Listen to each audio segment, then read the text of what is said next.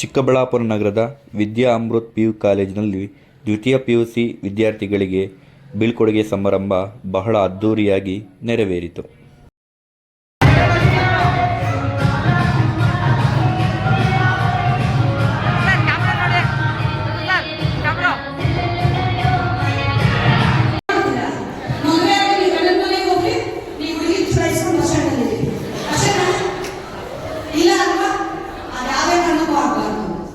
ನಮ್ಮ ಜೀವನವನ್ನು ನಾವು ಕಟ್ಕೋಬೇಕಾಗುತ್ತೆ ಅಲ್ವಾ?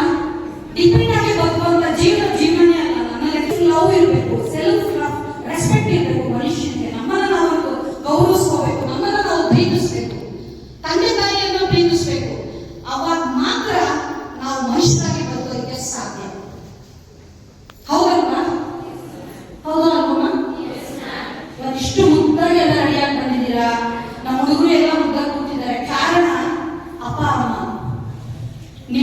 ನಿಮ್ಮ ಮೇಲೆ ಸಾಕಷ್ಟು ಕನಸುಗಳನ್ನ ಕಟ್ಕೊಂಡಿರೋರು ಯಾರಾದ್ರೂ ಇದ್ದಾರೆ ಪ್ರಪಂಚದಲ್ಲಿ.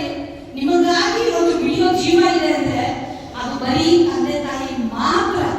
ಅಣ್ಣ ತಮ್ಮ ಅಕ್ಕ ತಂಗಿ ಫ್ರೆಂಡ್ಸ್ ಎಲ್ಲ ಇದ್ದಾರೆ, ಬಟ್ ನಾವೆಲ್ಲಿಗೂ ಅವರು ಜೀವನ ನಡೆಸ್ಕೋತಾರೆ. ಆದ್ರೆ ತಂದೆ ತಾಯಿ ಮಾತ್ರ ಅವರ ಕೊನೆ ಉಸಿರಿರೋವರೆಗೂ ನಮಗಾಗಿ ಬದುಕುವಂತ ವ್ಯಕ್ತಿಗಳು ಯಾರು ಇದ್ದಾರೆ ಅಂದ್ರೆ ಅದು ತಂದೆ ತಾಯಿ. ಹೌದಲ್ವಾ? ಇಲ್ಲಿವರೆಗೂ ಒಂದು ಪ್ರೊಟೆಕ್ಟೆಡ್ ಲೈಫ್ ಇರುತ್ತೆ.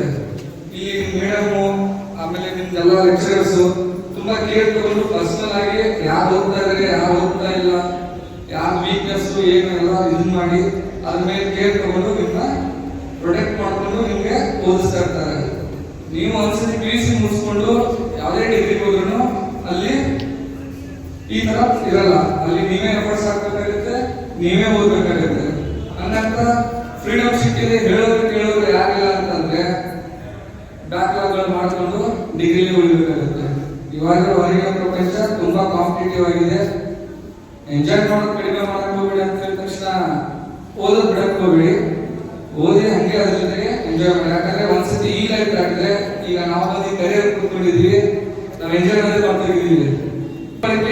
ಪಬ್ಲಿಕ್ ಲೈಫ್ ಇದೆ, ಪಬ್ಲಿಕ್ ಲೈಫ್ ಅಲ್ಲೇ ಫ್ರೆಂಡ್ಸ್ ಮಾಡ್ಕೊಳ್ಳಿ. ಅರ್ಥ ಆಯ್ತಾ? ಇನ್ಸ್ಟಾಗ್ರಾಮ್ ದಲ್ಲಿ ಆಗೋ ಫ್ರೆಂಡ್ಸ್, ಆಮೇಲೆ ಫೇಸ್ಬುಕ್ ಅಲ್ಲಿ ಆಗೋ ಫ್ರೆಂಡ್ಸ್ ಯಾರು ಜೊತೆ ಬರಲ್ಲ.